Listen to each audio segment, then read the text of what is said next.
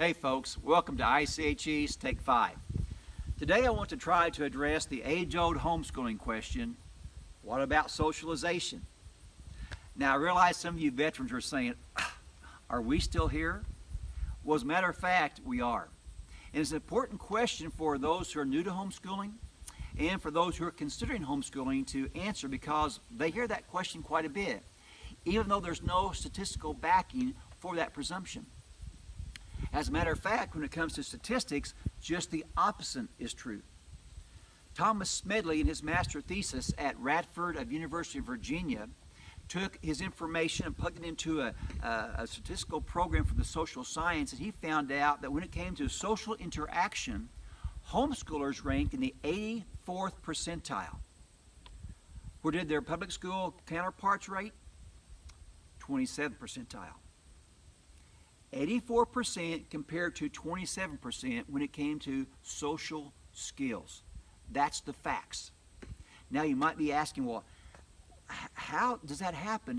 If public school kids are at school with their counterparts all day, their peers, and homeschooling kids are at home, how does that happen? Well, let me give you three reasons. Number one, homeschoolers automatically have to deal with different ages. They're not in their own peer group. They deal with those younger, older, parents, and even grandparents. And so because of that, it makes their vocabulary bigger than, hey, cool, dude, LOL. Secondly, we get to choose the activities that our kids are involved with. We get to choose not just sports, which is fine, but there's also 4-H, there's speech and debate, there's government opportunities, there's ministerial opportunities like nursing homes. And so our kids have a much wider variety of opportunities than our public school counterparts. Third and finally, and probably most important, we have the ability as homeschooling parents to have direct control over who comes into the lives of our children. Not completely, but for the most part. And that's very, very important. And I'm not just talking about maybe secular kids or public school situations. I'm talking maybe at church. We have to be very careful, even at church. That's a big umbrella, what kind of influences our kids come in contact with. And also, even homeschoolers themselves. We have to understand, folks, that every sin that's in the homeschooling, that's in the world, is in the homeschooling community. I have heard of relationships established at cooperative activities. I have heard of major sinful actions at the co-op itself.